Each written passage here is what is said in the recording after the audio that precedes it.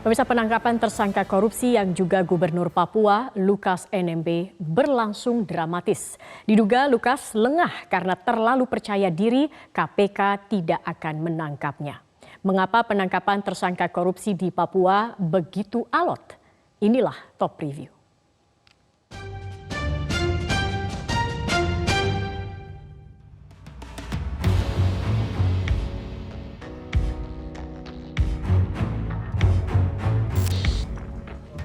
Inilah detik-detik ketika Gubernur Papua Lukas NMB dihadirkan dalam jumpa pers di Komisi Pemberantasan Korupsi. KPK resmi menahan Lukas NMB atas kasus dugaan penerimaan hadiah atau janji dan gratifikasi proyek pembangunan infrastruktur di Provinsi Papua. Sebelumnya Lukas ditangkap pada Selasa, 10 Januari pukul 12.30 waktu Indonesia Timur di rumah makan Jalan Raya Abepura, Kota Raja Jayapura, Papua.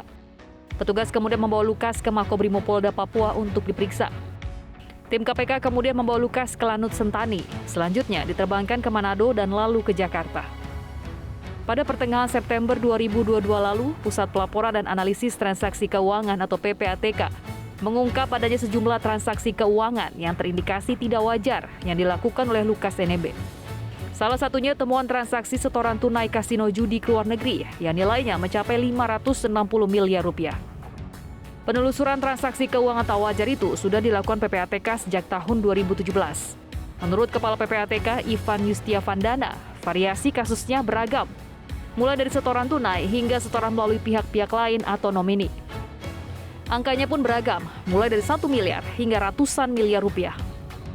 PPATK juga mendapat informasi hasil kerjasama dengan negara lain soal aktivitas perjudian di 2 negara berbeda yang sudah dianalisa dan dilaporkan ke KPK. Ivan membeberkan salah satu setoran Lukas di kasino judi dalam periode tertentu, nominalnya mencapai 560 miliar rupiah. PPATK juga menemukan pembelian jam tangan dari setoran tunai sebesar $55.000 atau setara 550 juta rupiah.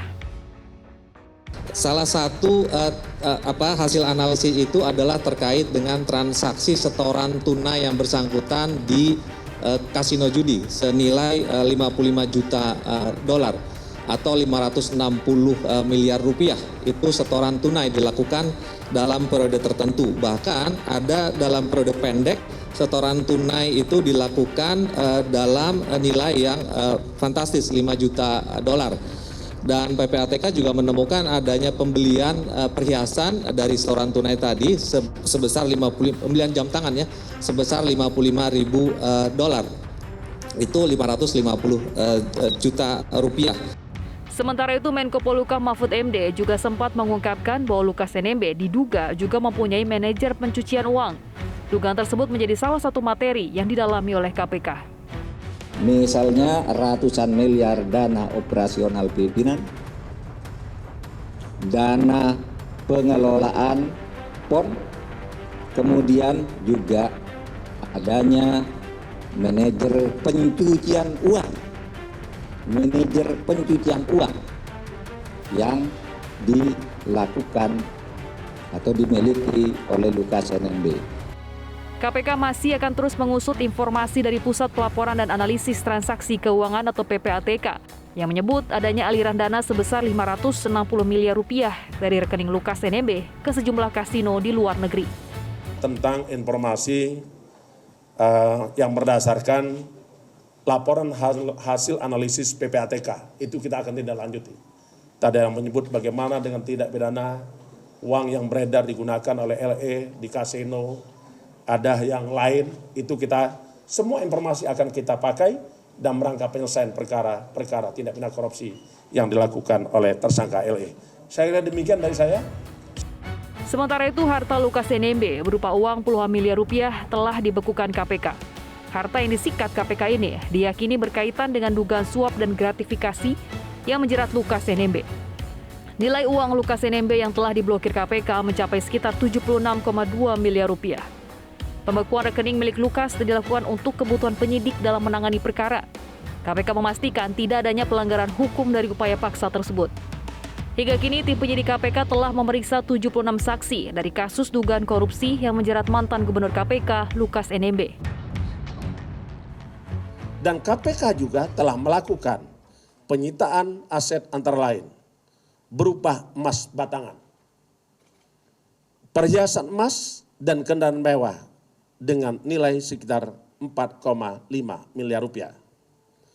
Di samping itu, KPK telah memblokir rekening dengan nilai 76,2 miliar.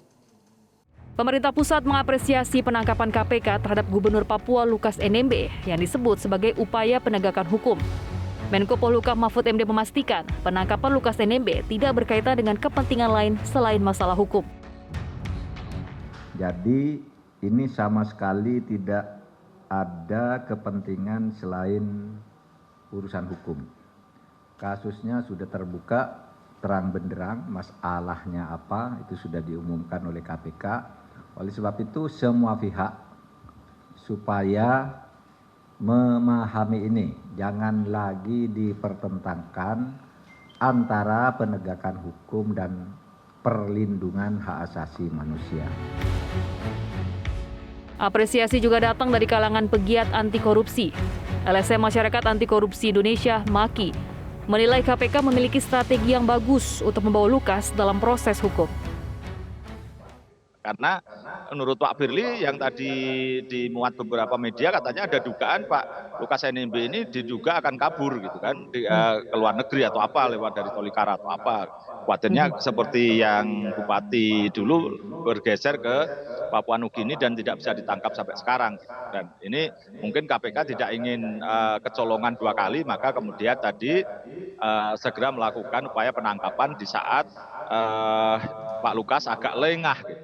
Dikiranya tidak ada penangkapan karena beberapa kali pimpinan KPK kan ngomong tidak berani nangkap karena khawatir ada gesekan gitu kan. Ya. Dan ini mudah-mudahan ya kalau kita bicara strategi, ini bagian strategi untuk menangkap Pak Lukas NMB gitu, bahwa dia lengah karena seakan-akan KPK tidak berani nangkap tapi buktinya berani nangkap. Jadi ya KPK sekarang ya kita apresiasi lah dalam konteks itu tegas dan juga punya strategi kira-kira gitu. Proses penangkapan Lukas NMB yang berjalan alot dan lama juga sekaligus menunjukkan rumitnya pemberantasan korupsi di Papua. Sebab para tersangka kerap menggunakan massa sebagai tameng perlindungan. Beberapa tahun lalu, polisi begitu susah payah menangkap Aibtu Laborasi Torus, seorang anggota Polri yang memiliki rekening 1,5 triliun hasil korupsi. Tahun lalu, KPK juga gagal menangkap tersangka korupsi Bupati Membramo Tengah Riki Hampagawak. Diketahui Hampagawak meloloskan diri lari ke Papua Nugini melalui jalan darat. Dan butuh upaya ekstra dari KPK untuk memberantas korupsi di Papua.